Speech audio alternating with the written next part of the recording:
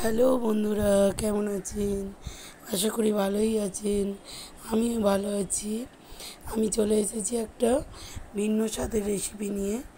দেখেই বুঝতে পারছেন এটা কি। এটা একটা ডাল। এই ডালটার নাম হলো খেসারির ডাল। এই ডালের রেসিপি করেই দেখাবো। ডালটাকে আমি সারা রাত ভিজিয়ে রেখেছিলাম। তারপর জল ঝারিয়ে সকালবেলা মিক্সিতে দিয়ে দিয়েছি। তার মধ্যে বেড়ে 1 ঘাটের মতো আদা দিয়েছি 4 টুকরো করে, 4টে কাঁচা লঙ্কা দিয়েছি। দিয়ে এটাকে আমি পেস্ট করে নিচ্ছি। পেস্ট করে নেব। নিয়ে পেস্টটাকে এইভাবে ঢেলে নিয়েছি। এর মধ্যে স্বাদ মতো নুন দিয়ে দিয়েছি।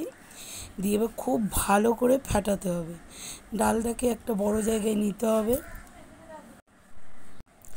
ভালো করে ফেটাতে হবে অনেকক্ষণ ধরে। যত ফেটাবেন তত বড়াটা ভালো ফুলবে। এবার কড়া বসিয়ে দিয়েছি। কড়াতে তেল দিয়ে দিয়েছি।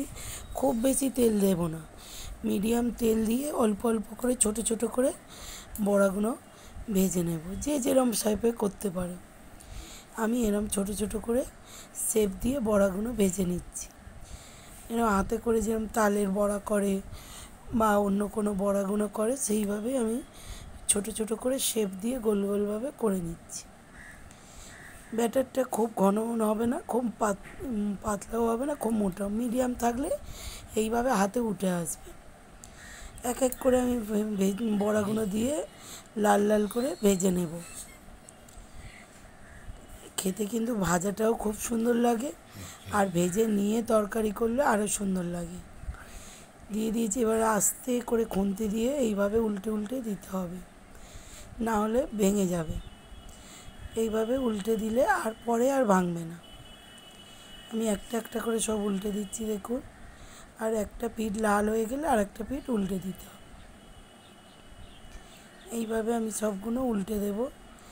এবং যতটা ডাল বেটেছি এইভাবে আমি পরপর করে ভেজে নেব।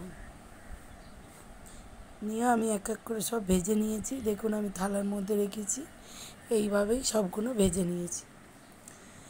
এইবার আমি এই ভাজাটা শুধু খাবো না, আমি এই ভাজাটা দিয়ে একটা ডালনা করব।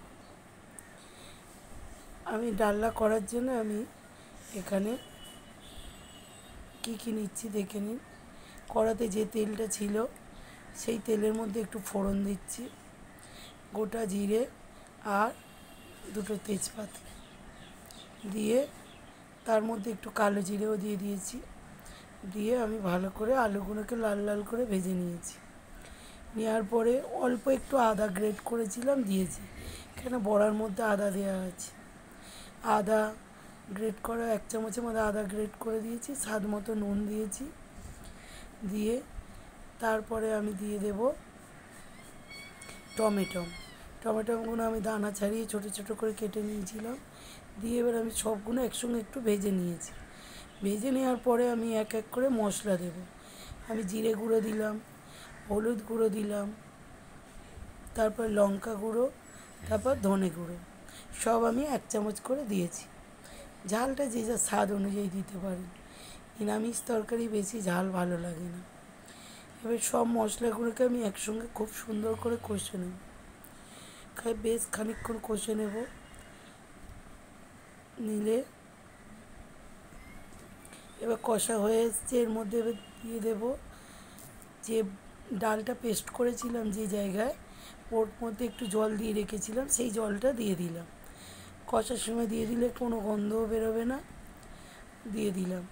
আবার বেশ খানিকক্ষণ কষে নেওয়ার পরে এবার যেহেতু নিরামিষ তরকারি, সেখানে একটু চিনি দিতে হবে। আমি 1 চামচের মতো চিনি দিয়ে দিয়েছি। দিয়ে আমি আবার ভালো করে কষে নিয়েছি। নিয়ে এবার একটু জল দিয়ে দিচ্ছি। জলটা একটু পরিমাণ মতো দিতে হবে, কারণ বড়া দেওয়ার পরে জলটা টেনে নেবে। আমি এখানে 2 বাটির মতো জল দিয়েছি। দিয়ে ঢাকা দিয়ে আমি সিদ্ধ করতে দিয়েছিলাম আলুটা। আলু আমার সিদ্ধ হয়ে এসছে। দেখুন আলু সিদ্ধ হয়ে গেছে। এবার আমি বড়াগুলো দিয়ে দেব। ডালের বড়াগুলো দিয়ে দিয়েছি।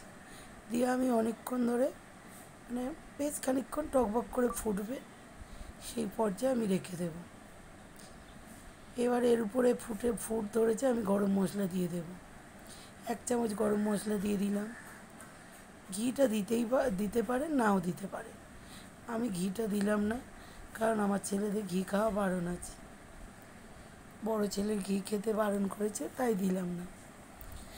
তরকারি খানিকক্ষণ ফোটার পরে আমি একটা জায়গায় নামিয়ে নিয়েছি। দেখুন কত সুন্দর দেখতে হচ্ছে বড়ার তরকারিগুলো। ধোকার ডালনা খেয়েছেন, কোপ্তার ডালনা খেয়েছেন, কিন্তু ডাল বড়ার ডালনা একদিন খেয়ে দেখবেন কত সুন্দর লাগে। যদি ভালো লাগে বন্ধুরা, লাইক করবেন, শেয়ার করবেন, কমেন্ট করে জানাবেন কেমন হয়েছে।